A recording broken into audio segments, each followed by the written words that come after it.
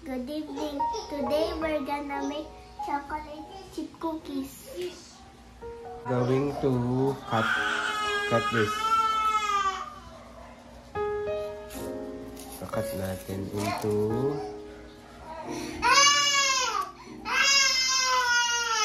desired shape. Sorry guys. So gagawa na tayo ng chocolate balls. Wait ate, wait. Yes, Excuse ate. Ate, excuse. Lagay lang natin dito. Hindi pa tikim. 1.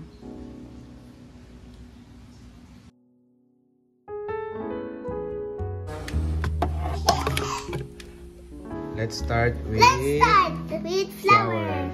Put the flour, anak. 1 cup of flour. Okay. Is butter. Butter. So funny.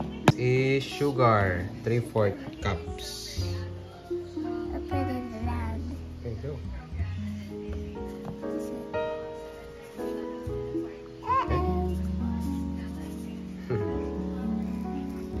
Next is 2 egg yolks.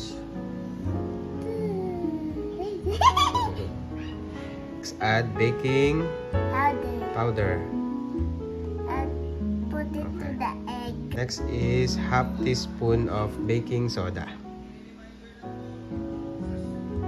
Next is half teaspoon of vanilla extract.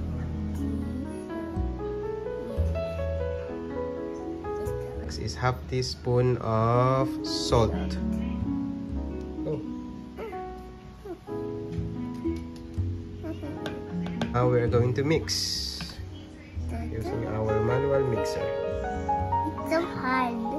It's sticking. Okay, kapag ganito na yung dough nyo, we can add in the chocolate chips. Oh. And then mix it again. Can I help? Okay.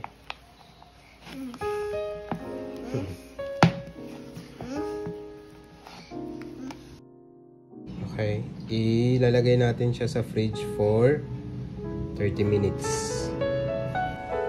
Okay, after 30 minutes, assemble na natin yung cookies. Okay, the frozen chocolates.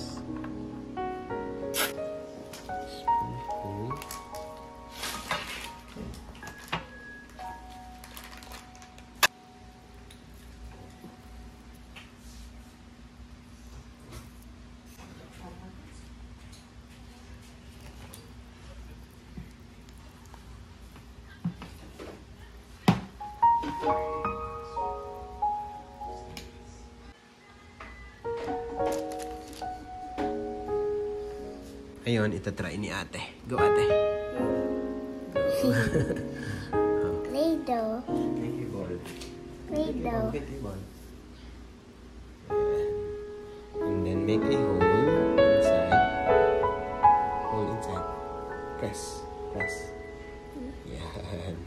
This is where you're going to put your Chocolate. Nutella. Wait. And then put in your Nutella and then cover it.